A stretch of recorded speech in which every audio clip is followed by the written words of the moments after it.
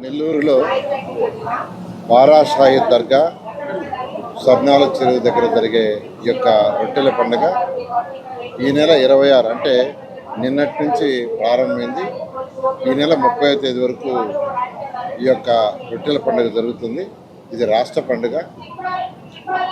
ఇది 2014-19లో గవర్నర్ ముఖ్యమంత్రి గారు దీన్ని రాష్ట్ర పండుగగా డిక్లేర్ చేయడం జరిగింది. ఈసారి దాదాపు 5,003 మంది మున్సిపల్ కార్పొరేషన్ నుంచి స్టాఫ్ని ఎంప్లాయీస్ని అపాయింట్ చేశారు. అదేవిధంగా పోలీస్ డిపార్ట్మెంట్ వాళ్ళు కూడా దాదాపు 1,300 మందిని అపాయింట్ చేయటం. ఈరోజు నిన్నైతే సుమారుగా 3 లక్షలు ఇచ్చారు. ఇవాళ దాదాపు 4-5 లక్షలను ఎక్స్పెక్ట్ చేస్తున్నారు.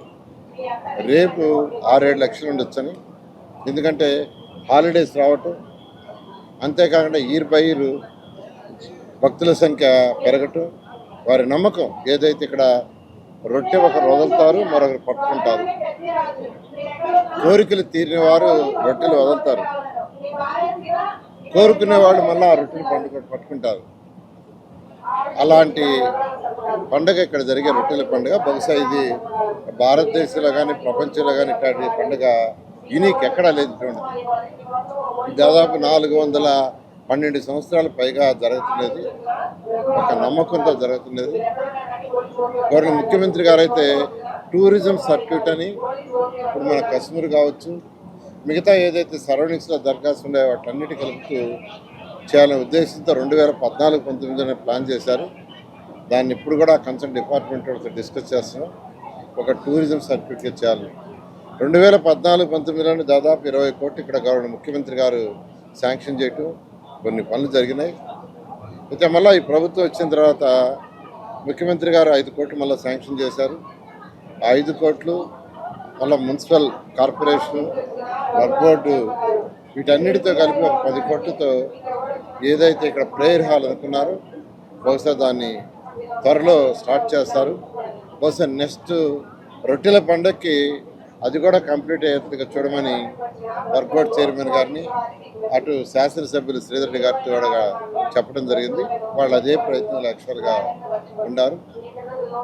ఈరోజు ఇంతమంది జనాభా వచ్చిన ఈ సరౌండింగ్స్లో ఎంతో హైజీనిక్గా నేను కొన్ని చూడటం జరిగింది. ఇప్పుడే కమాండ్ అండ్ కంట్రోల్ రూమ్ పోయి ఆ కమాండ్ కంట్రోల్ రూమ్ల నుంచి సీసీటీ కెమెరాల్లో వాటర్ ఏరియా, మిగతా కొన్ని రోడ్లు అన్నీ పరిశీలిస్తే చాలా నీట్గా, చాలా శుభ్రంగా ఉన్నాయి. అధికారులందరినీ నేను అప్రిషియేట్ చేస్తున్నాను.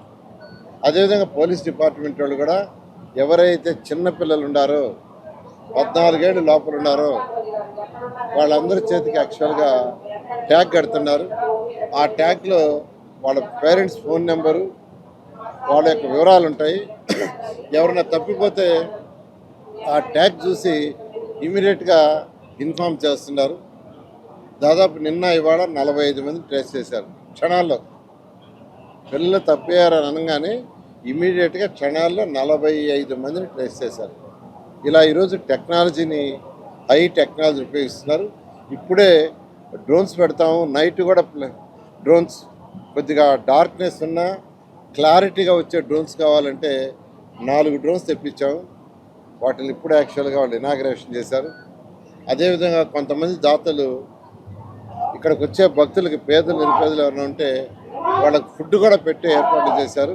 ఇప్పుడే నేను, గిరి గారు, అదేవిధంగా వర్క్ బోర్డ్ చైర్మన్ అక్కడ యాక్చువల్గా ఇనాగ్రేషన్ చేసాం. ఈ విధంగా ఈ రొట్టెల పండగకి ప్రభుత్వమే కాకుండా కొంతమంది దాతలు కూడా ముందుకొచ్చి సహాయం చేస్తారు. వాళ్ళందరూ కూడా నేను ప్రత్యేకంగా అభినందిస్తాను. ఖచ్చితంగా రేపు ఎల్లుండి కూడా 30వ తేదీ వరకు ప్రజలకు ఎటువంటి అసౌకర్యం కలగకుండా ప్రతి భక్తుడు ఎంతో సాటిస్ఫాక్షన్గా పోయేటట్టుగా చేయడం జరుగుతుంది. ఇది చేస్తున్న అధికారులందరినీ ప్రత్యేకంగా అభినందిస్తాను.